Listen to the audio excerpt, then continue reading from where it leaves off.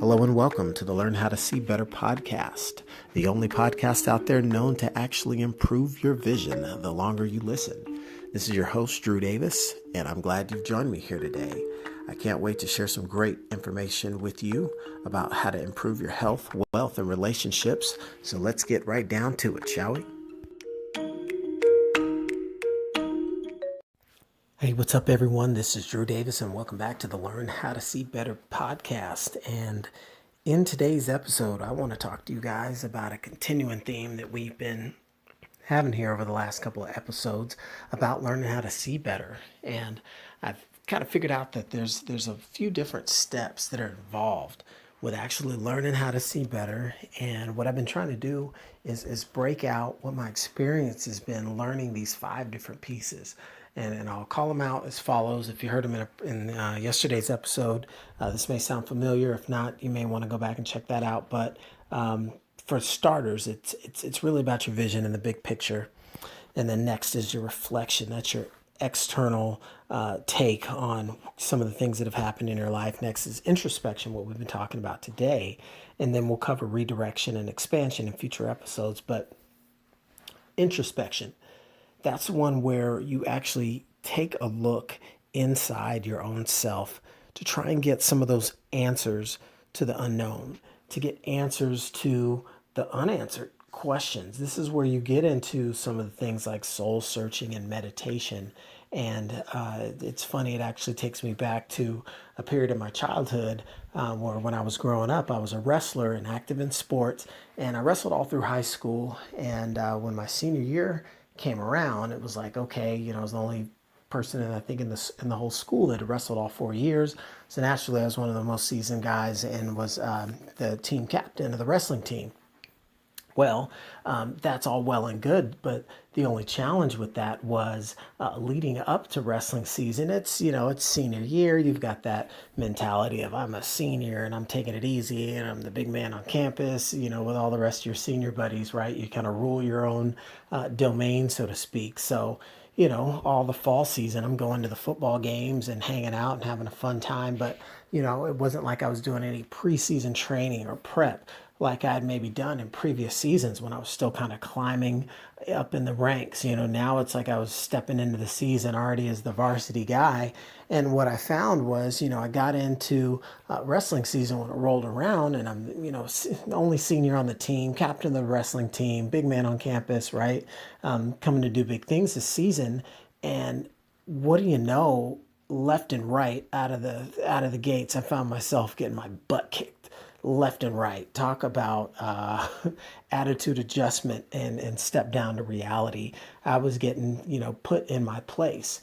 And it was funny because of just knowing what was happening. It's like, wait a minute, my whole ego here is this, star athlete on campus was really getting shattered because I'm trying to, uphold this image as I walk around school. But inside I'm thinking, man, what in the world's going on? It's like I'm not even the same person.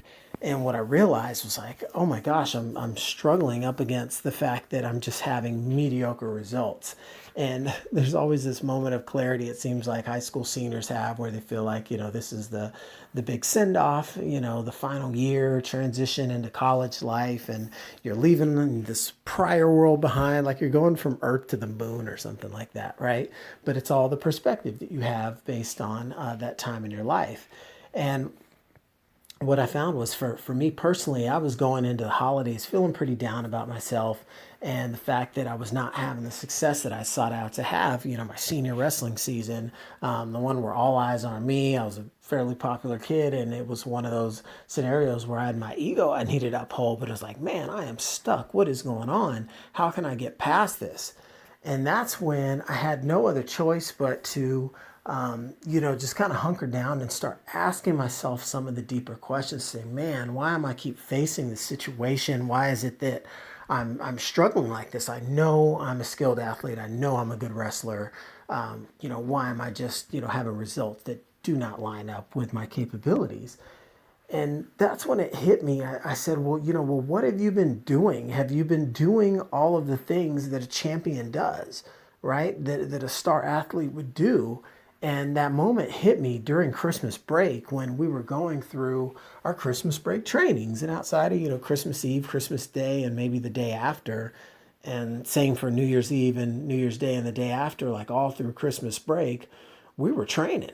We were really training. And one of the things that I had the chance to see was that during that time, as you may know or have no clue, if you paid any attention to high school wrestling, generally the tournaments get started after the start of the new year.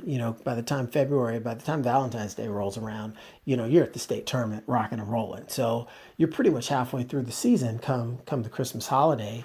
And what I realized was that, man, I'm out here doing things that no one else is doing. Everybody else is sitting around, eating bad, playing their new Nintendo games that they got for Christmas with their feet up, not doing anything to excel. And I'm over here not just, putting forth the effort and practice, but partially because I had been frustrated about my results. I kind of had a little bit of a chip over my shoulder. I didn't want to be this senior going out as the team captain with this losing record and just having all this struggle. So all of a sudden that kind of lit a fire under me. Plus I was seeing some of these younger guys that were looking up to me, thinking, man, you're the senior, but you're like not even, performing like this. You're not performing like the leader of our team right now, was almost like the silent message that I was getting. And so I had a little edge and I said, you know what, I've really got to change this. And I started to ask myself the questions like, well, what do you really want to have come of this wrestling season? Your last high school wrestling season before, I guess you hang it up if you're not going to try and do things collegiately. How do you want to go out?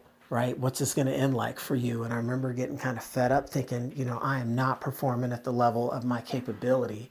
And I had to ask myself those deep questions. What am I willing to give up to go up? What am I willing to quit doing? Will I quit hanging around with some of the rest of the cool kids that don't have the same aspirations and ambition that I do? Because I didn't want to end things out on a sour note.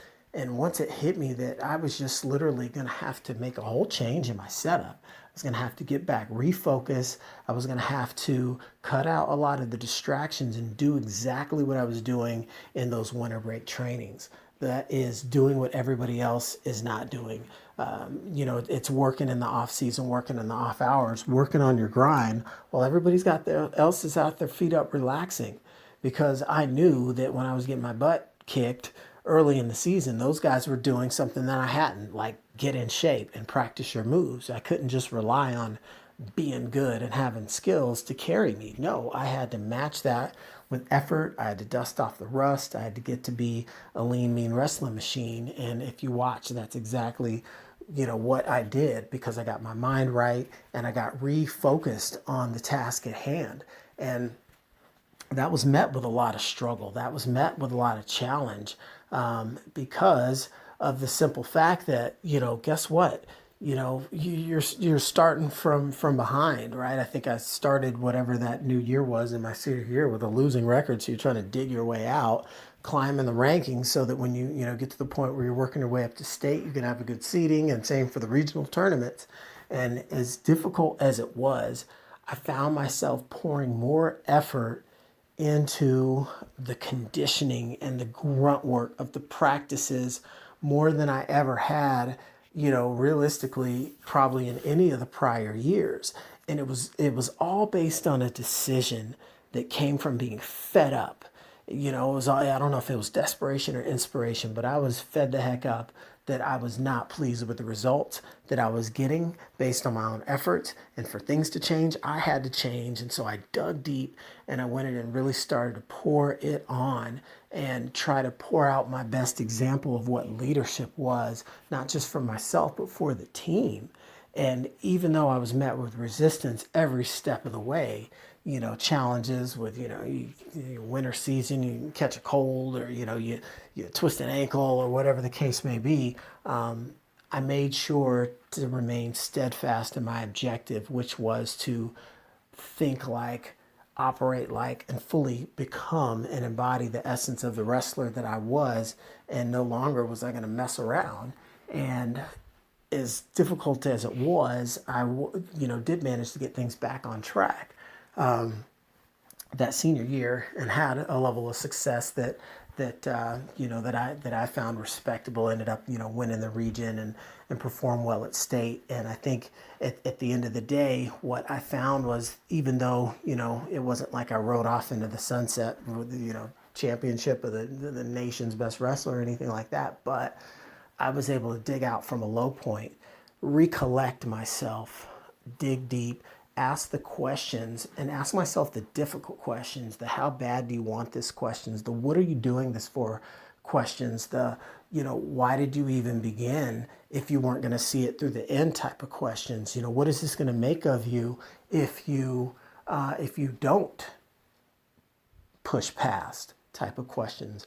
What can I make of myself if I do turn things around? And how proud of myself will I be of myself if I can prove that by applying effort, concentration, and focus and turn around, one season, that I know that I'm capable of so much more. And so that was what really, I think, came from that experience of taking a losing season on the front half, asking myself some deep questions and really getting into what have I done to create this? And then you start to break apart how you're going to put it back together. Like the old saying goes, how do you eat an elephant? One bite at a time. So I think it's great to see that there can be positive results that come from introspection, from looking deep within oneself and asking those soul searching questions. Why do I keep seeing these certain patterns in my life? This is a deeper level than reflection. Reflection, you're just recording the events. You're just regurgitating what took place. Whereas introspection, you try and break those things down, dig a little bit deeper, get into the nuts and bolts. And you do want to get in the minutia in this sense and say, okay, why is it that I found myself in this predicament, right? For some of you out there, and you may be asking yourself different questions in any area of life, right? We've all asked ourselves the question, why did that relationship end up that way? Things were going so well. What happened, right? Why did things go sideways with this job opportunity? How come, my friend turned on me and did this and I never would have expected it, right? Getting past the what happened to the point where you can really look deeper within and ask yourself the painful questions. Was I the best supportive partner that I could have been? Did I do my job and everything that I said that I was going to do in this particular arena? Asking yourself the honest questions that will force honesty upon yourself. It's like if you were to take a look into the mirror and lean in and then lean in a little bit more and then actually look in your eyes. It's like, well, what do you see? What color are your eyes? Blue, brown, hazel, some mix? No, they're black. They're black. I'll repeat, look into your eyes all the way down into those two little tiny black dots in the middle of your face. Look deeper, those windows that you're gazing into, and once you keep looking, that's like your soul. Can you see inside? What do you see? Are you seeing joy or sorrow? Are you seeing emptiness or fear? Are you seeing anticipation or are you seeing regret, right? And based on what we see, that's part of what tells the story. And if you see something you don't like, when you look into the windows of your soul, there are questions that can be answered, or there'll be questions that can be asked that you'll get the opportunity to wrestle with. Why is it that when I look deep in my eyes, I see, sorrow? What's behind that? What's causing these feelings? What's taking place in my life on a regular basis that has me feeling this way? Why do I allow it to keep occurring, right? This is where you want to go Sherlock Holmes, super detective, prosecuting attorney interrogation on yourself, because it's a way to chip at some of the thoughts and the beliefs that have possibly shackled or encumbered your freedom with regards to living your life the way you want to. And so when we talk about introspection, it's understanding that it's a layer deeper, and understanding that it's going to take a little bit more time, and it's going to probably create a lot more discomfort because it's forcing you to ask questions and answer questions. And it's not the closed-ended questions, how come I did this? Because of this, right? The yes, no type of questions. No, it's the whys, the how comes, the what is the reason for, explain the purpose of this activity or this action or this decision to yourself. And half of it's to go through the exercise of seeing what does yourself say in response to your own interrogation and your own interview. It's not to make you feel bad. It's to raise awareness about certain instances in your life where if they're going great, I want this to seem as a positive thing. While it can be used to eliminate some of the negative, it's also very positive. Those same things can be used to determine, wow, I think I'm on the right track with this whole being a successful husband and dad thing because I continue to take these actions and invest in these people and show that I love and care for them, right? When I ask myself those own questions, how can I be a better father, a better partner, a better husband, a better friend, all those things, right? It forces me to spell out and identify instances where I'm not maybe seeing the result that I would have hoped. And so I can look deep within myself in my quest to see better and say, what are the things that I can do differently, do better, do in a more urgent fashion to support that transformation into my best self.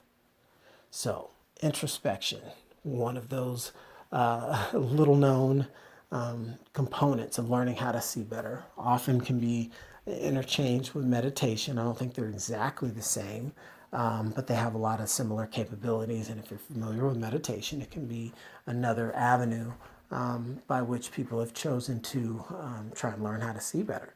So with that, I hope there's some nuggets obtained from my little trip down memory lane and how I was able to dig myself out of the ditch as a skilled wrestler having a mediocre season, and went through the process of putting myself through the paces and asking the deep questions about why I was getting the results I was, and answering those with honesty at the age of 17 and realizing that I just haven't been serious and I need to turn it on and I needed to turn it up. And once I did that, I saw the results. So it all came from a decision. And that's how introspection can allow you to see better. It can help you to learn how to see better so that in your own life, once you start to ask yourself those questions, you too will be able to see areas and opportunities for improvement. So with that, I'll go ahead and wrap this one up, but appreciate everyone taking the time out to listen, and I hope you gained some valuable insight from this. And feel free to share some of your struggles and challenges with this and what some of your perspective is. I'd love to hear some of the comments as you absorb this material and look to continue to learn how to see better. So until next time, I'll catch you guys soon. Well, all right. That was some great content, wasn't it? Well, thank you. I appreciate that. I'm glad you liked it. This is your host, Drew Davis, and I want to thank you for listening to the Learn How to See Better podcast today. And don't forget to subscribe and tune in for future episodes, and be sure to share with a friend if you are enjoying this content. Thanks, and see you next time. The podcast you just heard was made using Anchor. Ever thought about making your own podcast? Anchor makes it really easy for anyone to get started. It's a one-stop shop for recording, hosting, and distributing podcasts. Best of all, it's 100% free. Sign up now at anchor.fm/new. That's anchor.fm/new to get started.